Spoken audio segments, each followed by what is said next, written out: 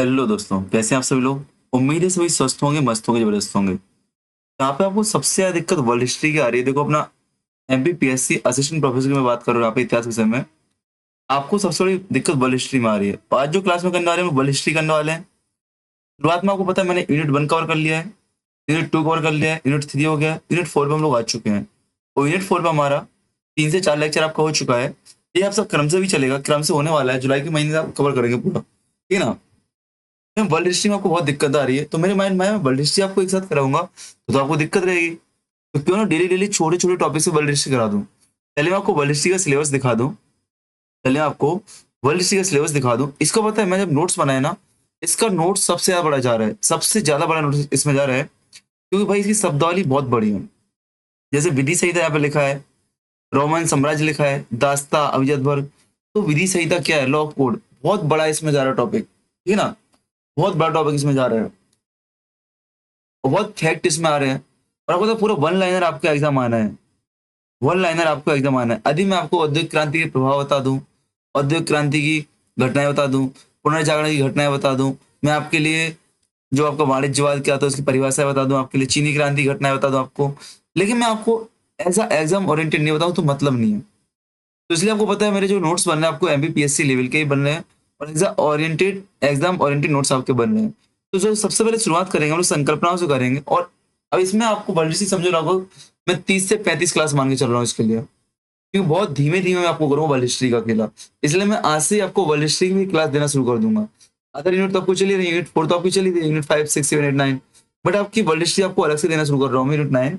इससे आपको क्या रहेगा कि अपन को दिक्कत नहीं आएगा एक लंबी, क्योंकि भाई लास्ट में इकट्ठा दूंगा आपको याद करने में दिक्कत आएगा। तो मैं अभी से देना शुरू करता हूँ, डेली एक क्लास करता हूँ। आज जो मैंने टॉपिक लिया है, आपका क्या लिया है, जो आपकी कानूनी सहायता है, विधि लॉ है आपकी। सबसे कहाँ का टॉपिक, ये अपने नोट्स सारे जो टॉपिक मैं लिया है इसमें विधि संहिता, लॉ कोड मैंने आपके लिए।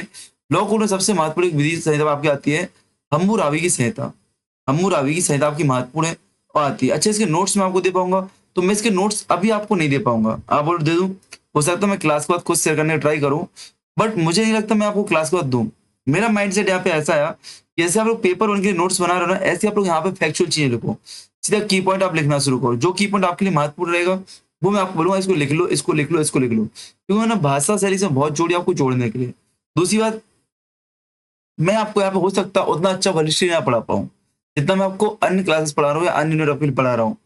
तो आपका पेशेंस आपको रखना है, प्रयास आपको रखना है। हम लोग को इंटरलिंक तो हम पहले से कर चुके हैं, जुड़ तो हम लोग आपस में पहले से चुके हैं, बट आप समझना है बात को किस तरीके से करना है, क्योंकि हमारा फोकस एमपी एग्जाम ओरिएंटेड रहेगा। आपको पता है एमपी एग्जाम में सीधा फैक्ट आता है, सीधा फैक्ट आता है, डेट आती है वर्ल्ड हिस्ट्री की बहुत सारी, कोई घटना समझ व्यक्तित्व व्यक्तित्व आता है, कोई घटना में संधि होती है वो संधि आपके सामने आती है, ठीक है ना? बहुत सारी चीजें आती है आपकी। तो मोस्टली आपको फैक्ट लिखना है, तो भाषा पे ध्यान नहीं देना है। जैसे बात करते हैं हम्मुराबी की संहिता की, तो आपको पता है हम्मुराबी की संहिता कहाँ से, प्राचीन बेबीलोन से संबंधित है। सबसे पहले तो आप कही रखना कि बेबीलोन से संबंधित कौन सी संहिता है, तो हम्मुराबी की संहिता आपकी संबंधित है। सीधा फैक्ट आपका आएगा, सीधा फैक्ट आपका आएगा, बेबीलोन से संबंधित कौन सी संहिता है, तो हम्मुराबी की संहिता है, ठीक है ना?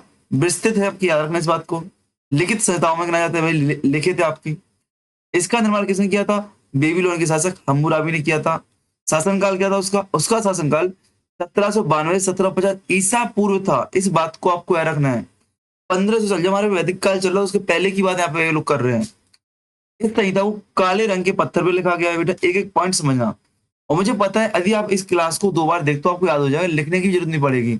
मैं ये चीज बोल सकता हूँ, क्यों? क्योंकि इस क्लास को मैं एक अलग वे में बहुत बहुत धीमे लेके जाने वाला हूँ। काले पत्थर के रंग पे खुदवाया गया था, जिसकी ऊंचाई 8 फीट है। ऊंचाई आपसे नहीं पूछी जाएगी, लगभग इसमें 282 कानून है, 282 कानून आपसे पूछे जाएंगे। और धाराएं आपकी 285 है। मैंने क्वेश्चन डाला था वहां पे 282 भी लिखा था, 285 भी लिखा था, पोल डाला था मेरे ग्रुप पे। 282 लॉ है और 285 क्या आपके क्या है, धारा है। लेकिन 3600 पंक्तियां आपकी इसमें लिखी हुई हैं। इसकी खोज किसने की थी? तो इसकी फ्रांसिस पुरातत्वविदों ने खोज की थी ईरान से 1902 में। अभी वर्तमान में कहाँ है आपके? फ्रांस के लूब्रे संग्रहालय में आपकी अवस्थित है। इसका मुख्य उद्देश्य क्या था? न्याय व सामाजिक व्यवस्था को बनाए रखना। देखते हैं हम्मुराबी संहिता का आर्थिक प्रभाव क्या हुआ। यह संहिता केवल अपराध और दंड तक सीमित नहीं थी, बल्कि व्यापार, संपत्ति, मजदूरी, ऋण अनुबंध, कृषि श्रम से संबंधित थी। अब इतना आपको तो भाषा ही लिखने की जरूरत नहीं है, आपको ऑटोमेटिकली याद होगा भैया कि यह संहिता सिर्फ अपराध कानून से संबंधित नहीं है, आर्थिक व्यवस्था भी संबंध है। ठीक है, इतना आपको याद रखना है। संहिता को विभिन्न अध्यायों में वैज्ञानिक ढंग से विभाजित किया गया है, जिससे इसकी व्यवहारिकता का स्पष्ट ज्ञान होता है। बात करते हैं सामाजिक और राजनीतिक पृष्ठभूमि। तो राजनीतिक पक्ष की बात करते हैं तो हम्मुराबी के समय बेबीलोन अनेक छोटे छोटे राज्यों में बटा हुआ था। उसने अपने सैन्य अभियानों द्वारा इन नगर राज्यों को एकीकृत किया था। वह एक दूरदर्शी शासक था जिसने कानूनी व्यवस्था को शासन की प्राथमिकता बनाया था। उसने प्रशासनिक सुधार के लिए तथा कर प्रणाली को व्यवस्थित किया था। बेबीलोन की शासन व्यवस्था राज्य केंद्रित थी। क्या थी? राजा केंद्रित थी, राज केंद्रित थी। हम्मुराबी को देवताओं का प्रतिनिधि माना जाता है। बस आपको इसमें क्या याद करना है कि ये व्यवस्था कैसी थी, लोकतांत्रिक नीति कैसी थी आपकी, राजा केंद्रित थी और देवताओं का प्रतिनिधि यहाँ पे माना जाता है। इस बात को आपको रखना है, रिप्रेजेंटेटिव ऑफ द गॉड आपका माना जाता है। बस यहाँ पे रखना है। क्या इसमें कोई याद रखना है? इसमें इतना रखना, आर्थिक महत्व भी इसका है। राजनीतिक पक्ष हमने देख लिया, 282 देख ली, 285, 3600 हम्मुराबी, 8 फीट 1792 ईसा पूर्व। ठीक है ना, चलो आगे बढ़ते हम लोग। सामाजिक पक्ष की बात करें तो इसमें समाज के 3 वर्गों में, समाज इसमें 3 वर्गों में विभाजित दिखा दिया। वो समाज कौन सा है ये आपको शब्द रखना है। अमेलू, मुसुकैन, उर्दू, अर्दू, अर्दू, अमेलू, मुसुकैन, अर्दू, अमेलू, मुसुकैन, अर्दू। अमेलू कौन था? उच्च वर्ग था। मुसुकैन मध्यम वर्ग था। अर्दू आपका दास वर्ग था। ठीक है ना। अमेलू में राजा, दरबारी, अधिकारी और पेशे वर्ग सम्मिलित थे। मध्यम वर्ग में स्वतंत्र नागरिक, व्यापारी थे। यह वर्ग संपत्ति रख सकता था तथा अपनी स्वतंत्रता खरीद सकता था। तो देखो किस प्रकार से भारत की दास व्यवस्था बेबीलोन से अलग है, आपको दिख रही है। हम्मुराबी की नीतियों की बात करूं तो कृषि तथा व्यापार को प्रोत्साहित करने के लिए सिंचाई व्यवस्था को मौजूद किया था। धार्मिक संस्थाओं को संरक्षण दिया था।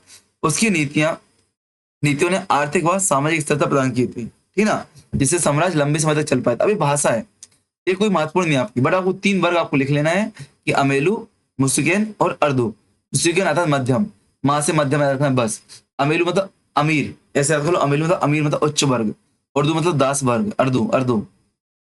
न्यायिक विशेषताओं की बात करें तो संहिता में आंख के बदले आंख, लेक्स टैक्सिलॉन, क्या टैक्सिलॉन क्या था आपका भैया? आपका था आंख, eye an eye for the eye सिद्धांत को अपनाया गया था। कुछ कानून अत्यंत कठोर थे। मृत्युदंड को कम से कम 30 बार उल्लेख किया गया है। कानून कोई व्यक्ति अपने हाथ में नहीं ले सकता था। अपराधियों को दंड देने का अधिकार था, किसको? सरकार को। सभी प्रकार के ठेकों के लिए स्पष्ट नियम थे। कानून सभी के लिए समान लॉ बनाया गया, इक्वल बिफोर लॉ। सभी लोग कानून के समान में समान है। कर्जदारों को राहत रखने के लिए रखने की क्या रहन मॉर्टेज मॉर्टगेज सिस्टम शुरू किए थे। रहन रखने की, मॉर्टगेज की प्रथा शुरू की गई थी। ब्याज दरों की बात करूं तो निर्धारित थी। मुआवजा देने की व्यवस्था की गई थी। दैनिक मजदूरी पर कार्य करने वाले श्रमिकों की मजदूरी भी निर्धारित थी। महत्व की बात करूं तो हम्मुराबी की विधि संहिता विश्व इतिहास में विशेष स्थान रखती है। इन कानूनों को लिपिबद्ध कर विशाल साम्राज्य की जनता पर लागू करना उस समय की महान उपलब्धि थी। यद्यपि लोगों को उनके आपराधिक दंड मिलता था, फिर भी उच्च वर्ग की तुलना निम्न वर्ग से अधिक कठोर थी। ठीक है, इस बात को आप करना। दंड क्या था? निम्न वर्ग को अधिक था। तो क्या क्या याद करना है? देखो लिखो, पॉइंट आपको लिखना है, लिखो। बेबीलोन की थी, हम्मुराबी से था, बेबीलोन से संबंधित थे, लिखे थे। हम्मुराबी शासक थे, क्यों लिखी थी। 282 लॉ है, 285 धारा है, 3600 वो है। फ्रांसीसी पुरातत्व ने खोजी थी, ईरान से खोजी गई थी। कहां से? ईरान से, ईरान से। ठीक है ना। आर्थिक प्रभाव, राजनीतिक प्रभाव, जो महत्वपूर्ण चीज बताई, राजा केंद्रित, देवताओं का प्रतिनिधि। उच्च वर्ग अमेलू, मध्यम वर्ग मुस्कैन और दास वर्ग अर्दू था। ठीक है, ये आपको याद करना है। बाद बात करते हैं आग के बदले आग, मतलब कठोर दंड की बात की गई। इसमें सीधी बात, रैन प्रथा किससे संबंध है आपकी? कर्जदार को राहत देने के लिए थी आपकी। और महत्व हमने देख लिया। अब आते दास्ता।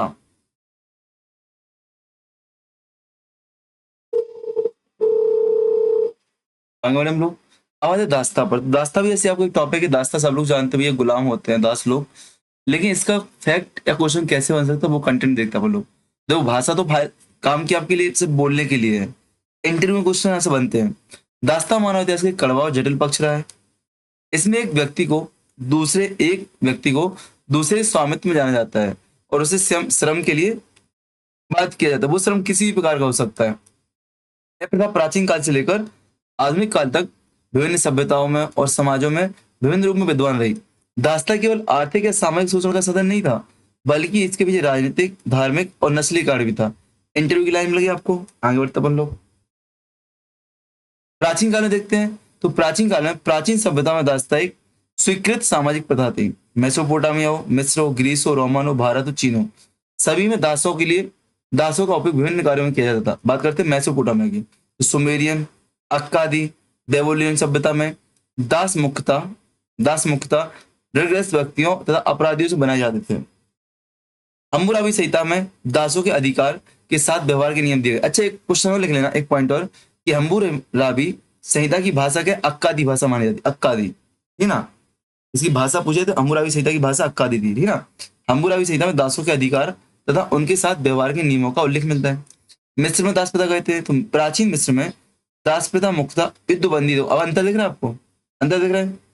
मेसोपोटामिया में कौन थे? युद्धबंदी थे, ऋणग्रस्त थे, और अपराधी भी दास बनाए जाते थे, ठीक है ना। यहाँ पे मेसोपोटामिया में, मिस्र में क्या किया? मिस्र में मुख्यतः युद्धबंदियों को दास बनाया जाता था। उनका उपयोग किसमें? प्रामर के निर्माण में, एग्रीकल्चर में और घरेलू कार्यों में किया जाता था।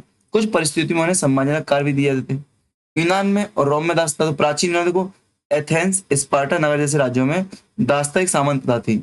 एथेंस में दासों को घरेलू कार्यों के लिए और माइंस में रखने कार्यों के लिए रखा जाता था। स्पार्टा में युद्ध और कृषि के लिए। प्राचीन में रोम साम्राज्य में दासता थी।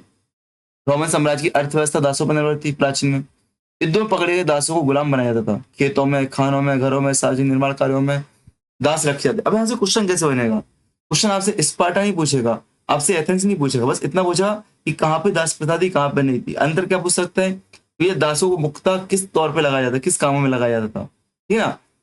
भारत में क्या है? भारत में भी प्राचीन काल से दास प्रथा दिख रही है आपको, किंतु पश्चिम की तुलना में कम कठोर थी। अपने आप जो दास होते थे, कहीं ना कहीं वो परिवार के सदस्य बन जाते थे। आप मूवियों में देख लो, प्राचीन अभी जो साउथ की मूवी आती है, वहां पे एक बड़ा घर होगा, वहां पे एक दो लोग काम कर रहे होंगे, उनके साथ घरेलू वातावरण का व्यवहार किया जाएगा। उनकी शादी भी यही लोग करवाते हैं, हर चीज यही लोग करवाते हैं। वैदिक काल में दासों का उल्लेख मिलता है, लेकिन वे प्राय परिवारों से जुड़े रहते थे। मनुस्मृति तथा अन्य प्राचीन ग्रंथों में भी दासों का उल्लेख मिलता है। भारतीय समाज के सामाजिक नियमों के कारण दासों को अपेक्षाकृत बेहतर व्यवहार किया गया। मौर्य काल और गुप्त काल में राज्य द्वारा दासों की सुरक्षा की गई। बात करते हैं मध्यकाल में, तो इस्लाम के उदय के साथ गुलाम का व्यापार विकसित हुआ। मुस्लिम साम्राज्यों में दास प्रथा प्रचलित थी, किंतु इस्लामी कानूनों में दास के प्रति सहानुभूति और कुछ अधिकार भी दिए गए। मुस्लिम आक्रमणकारियों एवं शासकों द्वारा युद्धबंदियों को दास बनाकर उन्हें प्रशासनिक और सैन्य सेवाओं में रखा जाता था। ममलूक वंश स्वयं को दासों द्वारा स्थापित एक साम्राज्य था, ठीक है ना। ममलूक वंश क्या था बेटा? स्वयं दासों द्वारा स्थापित एक साम्राज्य था। बात करते हैं अभिजात की। तो अभिजात तंत्र की उत्पत्ति अब अभिजात तंत्र आ गया आपका, ओलिगरी आपका आ गया, ठीक है ना। हो गया आपका दास, हो गया हम्मुराबी संहिता, होगी। अभिजात तंत्र क्या था आपका? तो अभिजात तंत्र एक ग्रीक भाषा एरिस्टस अर्थात श्रेष्ठ या कार्टुस अर्थात शक्ति से मिलकर बना हुआ है। एरिस्टस, एरिस्टो किस एरिस्टोक्रेसी, तो एरिस्टस और कैरोसिटी, तो एरिस्टो और कार्टोस से बनकर बना हुआ है। श्रेष्ठ और पावर, बेस्ट, श्रेष्ठ और शक्ति बेस्ट पावर से मिलकर बना हुआ है, जिसका अर्थ होता है श्रेष्ठ व्यक्तियों का शासन। प्रारंभिक समाजों में जनजातीय संरचनाओं के विकास के साथ साथ कुछ शक्तिशाली और बुद्धिमानी व्यक्तियों का भी प्रभाव बढ़ने लगा था। इन प्रभावशाली व्यक्तियों ने धीरे धीरे सत्ता पर अधिकार स्थापित कर लिया, जिससे अभिजात तंत्र का उदय हुआ। प्राचीन काल में व्यवस्था मुख्यतः कुलीन परिवारों, योद्धाओं, पुजारियों और जमींदारों के हाथों में थी। यह व्यवस्था समाज के असमान ढांचे को बनाए रखती थी, जिसमें क्या आम जनता की भागीदारी भी रहती थी। समय के साथ सत्ता प्रणाली सामंतवाद के रूप में विकसित हुई। अब देखो दास विश्व इतिहास पर अभिजात तंत्र का प्रभाव क्या पड़ा। प्राचीन यूनान में देखो, तो प्राचीन यूनान में जो शासन व्यवस्था थी प्रारंभिक अभिजात वर्ग के नियंत्रण में थी। एथेंस में अब देखो, आपसे पता है एथेंस और स्पार्टा बार बार मतलब आपको याद रखना है कि एथेंस और स्पार्टा कहाँ के? यूनान के शहर है। इतना भी आपको याद रखना है, कॉमन सेंस लगाना है।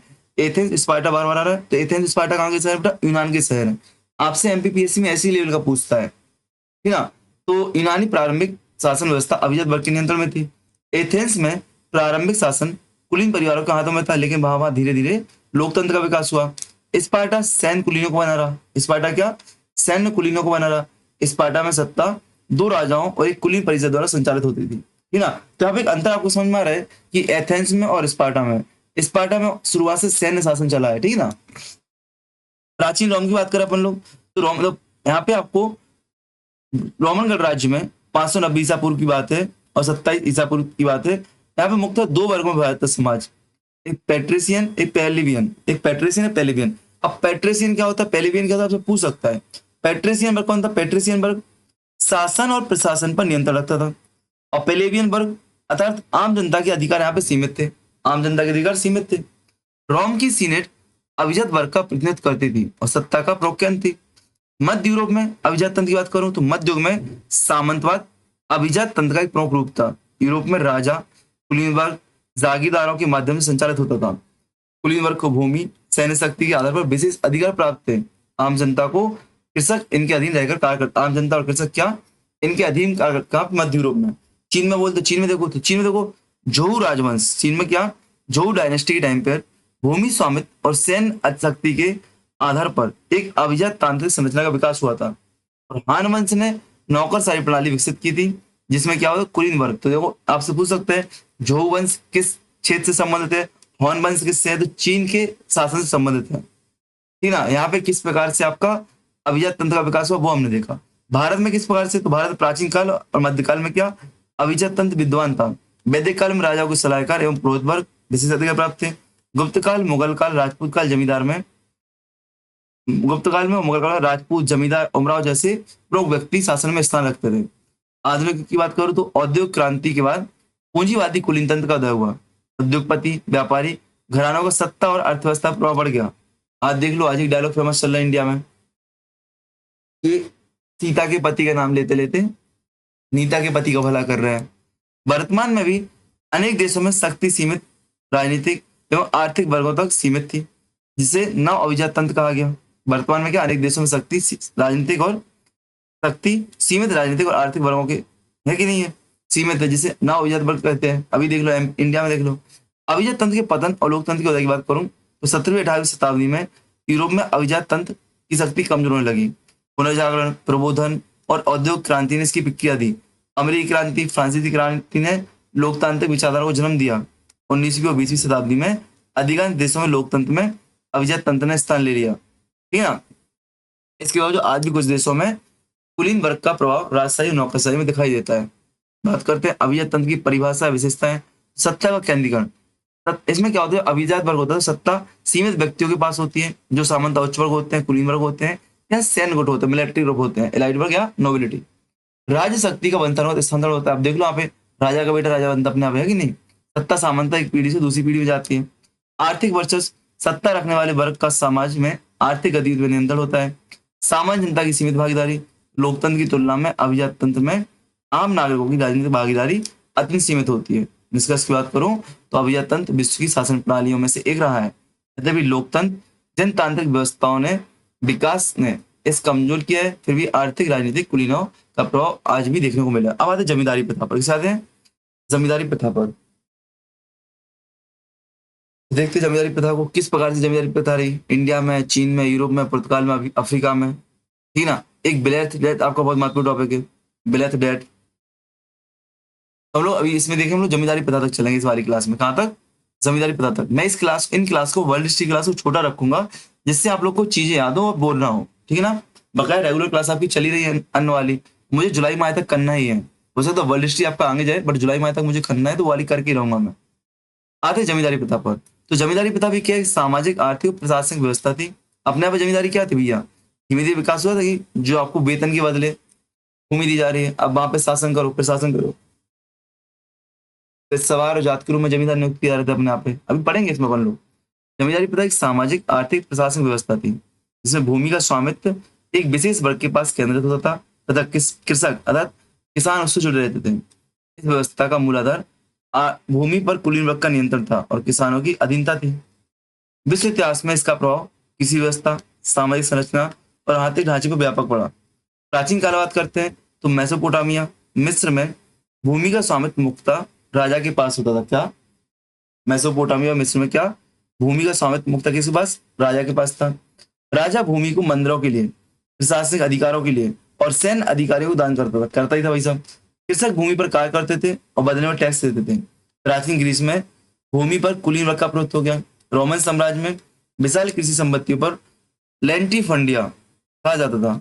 सुन लेना इस शब्द को, जहां गुलाम आधारित कृषि व्यवस्था थी। कहां पर, रोमन साम्राज्य फेमस है।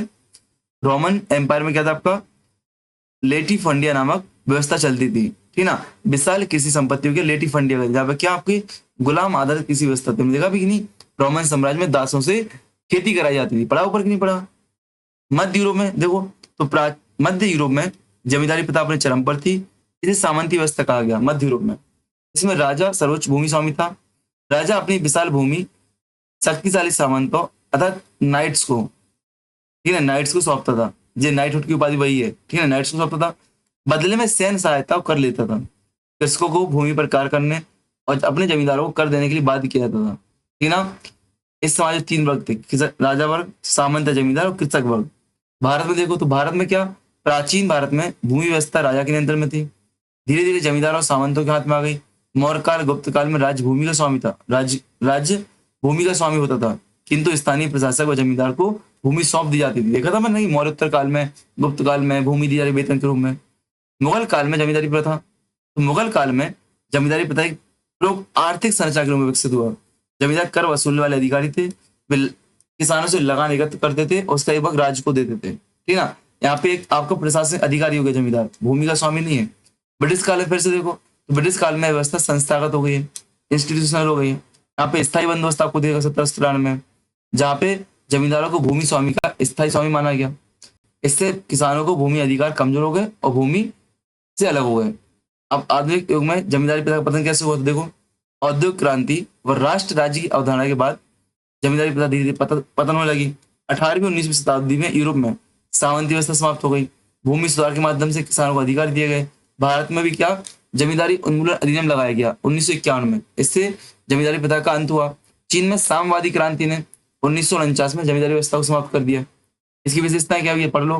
तो ये भूमि स्वामित्व केंद्रीकरण, किसानों की निर्भरता, वंशज का शासन, राजनीतिक नियंत्रण, कृषकों का शोषण, ये आपका हो गया, ठीक है ना। चलो, इस प्रकार से आपकी जमींदारी व्यवस्था भी आपको यहाँ पे होती है। अभी कहाँ, अभी तो बहुत सारी बेटा। अब देखो प्राचीन मध्य यूरोप में सामंतवाद की जड़ें रोमन साम्राज्य के पतन के साथ बाद भी मजबूत हुई थी। बाद मजबूत हुई, रोमन साम्राज्य के पतन के बाद सामंतवाद आया था। हम लोग पढ़ेंगे अभी सामंतवादी व्यवस्था फिर से। यह व्यवस्था विशेष रूप से मध्यकाल में विकसित हुई थी। राजा अपने अधीनस्थ सामंतों को भूमि प्रदान करते थे, बदले में सैन्य कर देते थे। देख लिया हमने, ये भी देख लिया हमने, ठीक है ना। ये पूरा रिपीट हो गया, पूरा डबल हो गया टाइप, कोई दिक्कत नहीं। एक्चुअली टाइप करते हैं किसी और फॉर्मेट में, फिर उसको कॉपी पेस्ट करते हैं किसी और फॉर्मेट में, फिर सेट करते हैं यही से, फिर यहाँ पे पटकते हैं, तो कोई चीज डबल कॉपी पेस्ट हो जाती है, ठीक है ना। ये पूरा पढ़ चुके हम लोग,